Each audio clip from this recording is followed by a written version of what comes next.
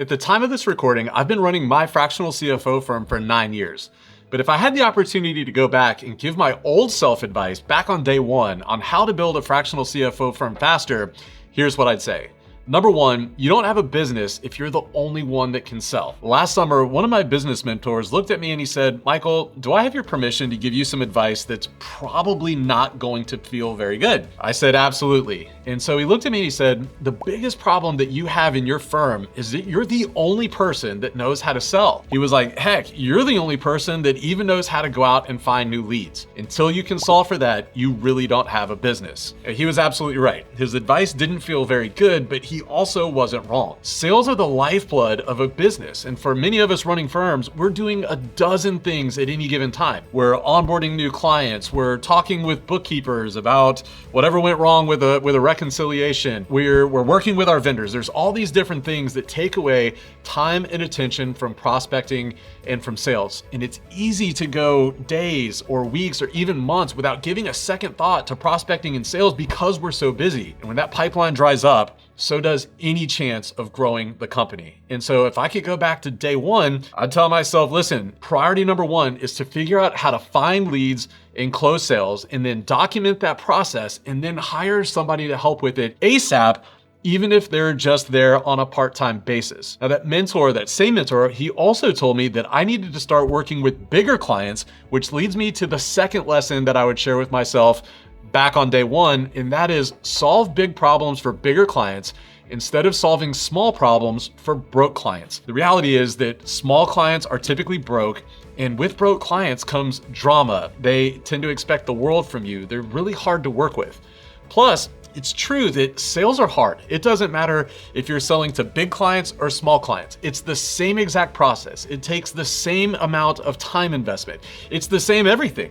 And so why not take that same everything and go after clients that have more money, less drama, and more realistic expectations? And that leads me to a huge realization that I would share with my day one self, and that is the best clients pay for outcomes, not your time. When I was first getting started, it seemed like all the clients that I was talking to on sales calls were asking, well, how much time are you going to be spending on this? And how much time do I give you on that? And how much time are you going to be working with me? And how much time are you going to be working with other clients? And what I've realized is the clients that we ideally want to serve, the clients that we can have the most impact for, they really don't give a rat's patootie, sorry about the French, about how much time I'm going to spend working on their individual account. All they care for are the outcomes that my firm and my team are going to be able to help them accomplish. They care about the profitability that we're going to help them achieve, the systems or processes that we're going to help them implement, the exit that they're trying to get after. And really, at the end of the day, they don't care if we spend 1 hour getting them to that point or if we spend 1,000 hours getting them to that point. All they really care is about the outcome. And so my advice to my day one self would be, when you start working with prospects and potential clients or even actual clients, and they start hounding you about how much time you're spending on their account or working with them, that's a big problem. And if it's happening before you close the sale, it might mean that that's not an ideal client for you. And if it starts happening after you close the sale, it might mean that there's something wrong with your service. But watch out. Watch out for those clients that are so fixated on hours versus outcomes. One of the hardest parts about being a fractional CFO is figuring out how to build a scalable, profitable business model around it. Trying to figure out how to serve clients at the best price, at the highest level, without having to work 60, 80, or even 100 hours a week. Over the last 9 years of running my firm, I've cracked that code and I've put everything that I've learned into the CFO Academy. The CFO Academy is my flagship 7-week course specifically designed to show you exactly how I run my fractional CFO firm. This is the no kidding behind the scenes processes, checklists, and tools that my firm uses literally every day. The CFO Academy is broken down into 7 playbooks where I cover everything from sales processes to new client onboarding. I also walk you through how to prepare for monthly client calls and how we handle project work. It's literally everything you need to run a profitable, scalable fractional CFO firm. If you're ready to start scaling your firm, charging more money, and working fewer hours, then click the link below to learn more. Or you can text Academy to 1-469-515-8087 if you have any questions. And the best part is that it comes with a 30-day money-back guarantee. If you don't love it, let my team know within 30 days and we'll refund every single penny. I can't wait to see you inside. The fourth thing that I would go back and tell my OG self back on day one is that mental bandwidth is so much more valuable than time. I think there's this, it's a kind of a semi-truth in business where people are talking about the most valuable resource that you have is your time. And over the last 9 years, I've just found that that's not actually accurate. Yes, time is really valuable, but I don't think it's the most valuable resource that you have. For me anyway, I found time and time again that the most valuable resource I have is my mental bandwidth, because even if I have all the time in the world, but my mind is just so inundated with putting out fires and on the tactical things and the minutia things, and I'm always worried about, you know, whatever emergency is right in front of me. It doesn't give me that space to think about the future of the business. It doesn't give me that space to think about how we're going to solve bigger problems for our clients. I guess it's like that old saying of you need time to work on the business instead of in the business. And for me, like, the mental bandwidth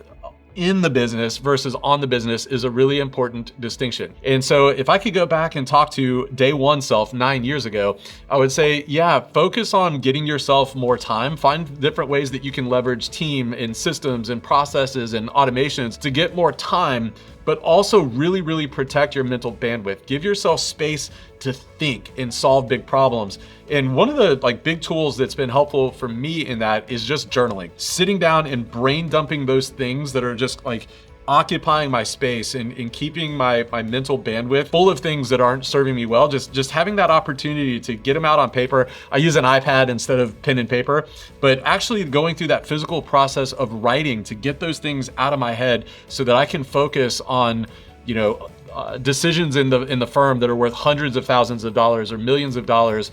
That's incredibly important. And I think that is actually more important dollar for dollar than my time. Number 5, simple scales, complexity fails. The more things that you add to your firm, the harder it gets to scale, and it could even lead to your business tanking. In fact, I have this framework called the fundamental truth of running a fractional CFO firm, and it goes like this. Simplicity leads to understanding, understanding leads to action, and action leads to outcomes. I found this to hold true for just about everything that a fractional CFO firm can do, from deciding which software to use, to which roles to hire for, what opportunities to go after, what services to offer clients, even which deliverables to serve up to your clients. When you can keep things simple, life is so much easier and scalability is so much easier and faster. But every single time you start adding in an additional layer of complexity, it rarely results in a positive ROI. It just results in headaches. My advice to myself from 9 years ago would be to just let no be the default answer to pretty much anything that comes your way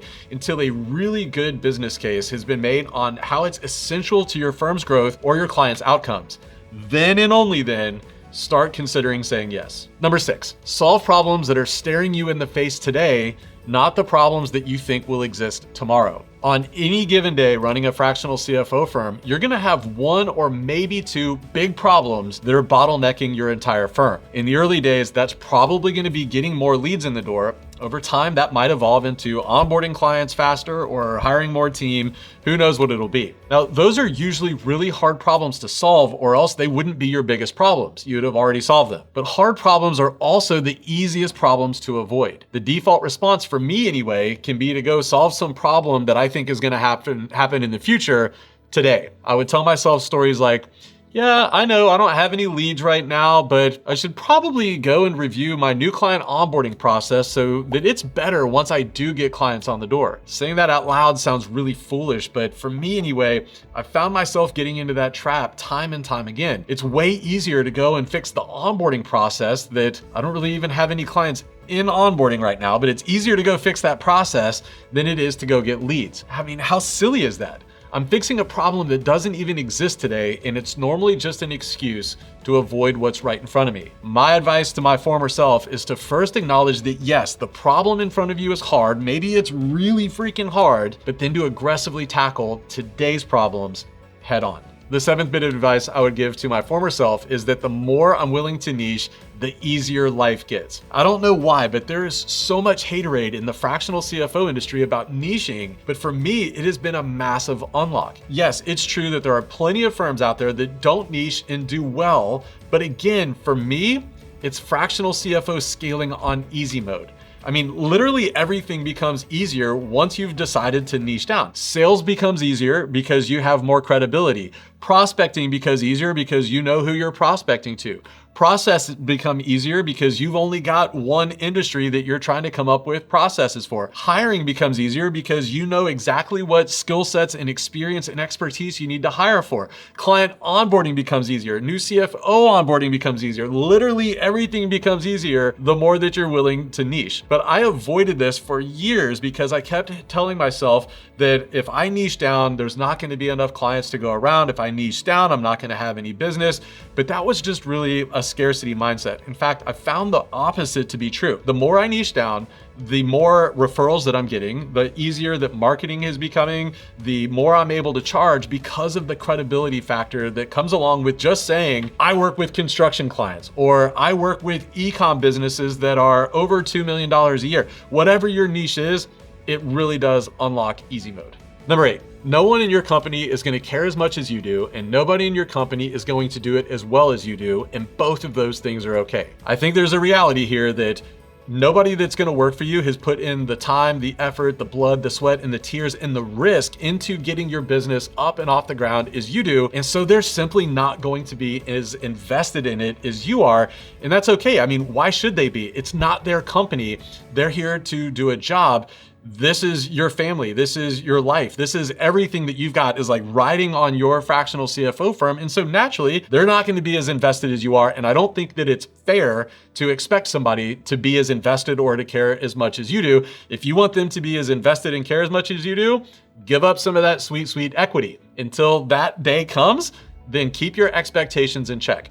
Number 2 part of this is that nobody is going to do things, whatever those things are, as good as you. And I think that mostly that is a complete myth. If you hire well, if you train well, if you have good processes and procedures, then you'll find that maybe people don't do things the same that you do. They'll do things differently. But I think that you'll find that over time, if you're hiring well and you're setting expectations and doing all those things well, you'll find that your team can get things done as well as you, if not better. If they're not, that's probably a you problem, not a them problem. The 9th bit of advice I would share with my former self is probably the most important one, and it's that the hardest part of scaling a fractional CFO firm is unlearning what made you successful at the last level. We've all heard that old cliche that what got you here won't necessarily get you there, but applying that is really hard, and sometimes it's extremely difficult to see exactly what that looks like on a practical level. It's hard to see what we're doing day to day that's keeping us from getting to that next level because we're just so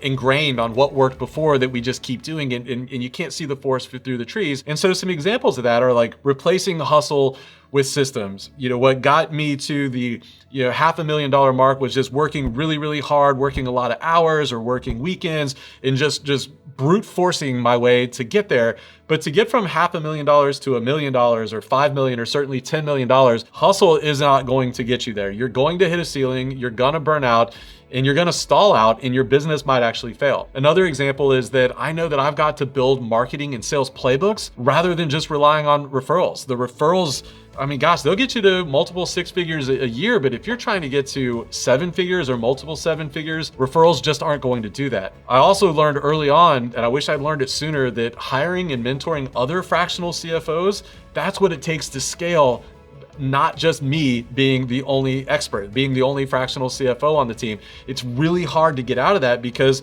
the work that I did as a fractional CFO was really effective. The work that I did as a fractional CFO resulted in some amazing outcomes for my clients. But in order for me to get to that next level, I can't do fractional CFO work anymore. And I wish I had learned that lesson earlier. I also learned that you've got to shift from being busy to optimizing for profit and efficiency. There's so many things that like filled up the calendar that I thought were necessary in order to get to that next level, that it was hard for me to keep my eyes on the firm's profitability and the firm's efficiency. And if I had learned that sooner, we would have been able to scale. But again, being busy, a lot of those things that I was doing back in the day, they were absolutely required. But today I know to get to multiple 7 figures and ultimately on this journey to an 8-figure firm, being busy isn't the best use of my time. It's how do I maximize our margins and how do I maximize the firm's efficiency? I've actually learned a lot about how to put together a firm growth strategy. If you're you're looking to grow your firm in 2025, then I want you to check out this video where I share my 3-pronged strategy for growing my firm in 2025.